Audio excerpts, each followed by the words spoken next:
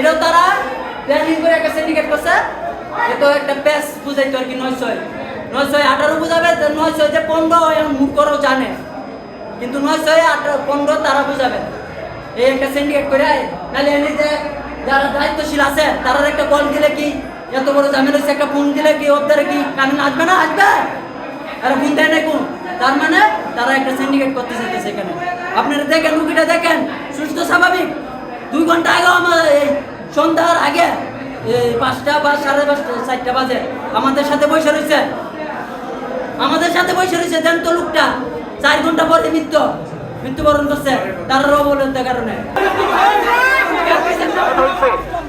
এখন আমাকে যখন বলছে, ফোন দিছে, তখন আমি বলছি যে ভাই কোনো অসুবিধা নাই, আপনারা ওইখানে যান, ডাক্তারের কাছে যান, কে আমার কথা বলেন, আমি আবার কথা বলে দিচ্ছি। এখন আসলে হায়াতপথের মালিক তো আল্লাহ, ভাই আপনারা একটু ধৈর্য ধরেন, আমরা এটা সর্বোচ্চ ব্যবস্থা নিব। যদি হাসপাতালের দিক থেকে যদি কোনো ত্রুটি থাকে, ভুল ত্রুটি থাকে, আমরা এটা সর্বোচ্চ ব্যবস্থা নিব ইনশাল্লাহ।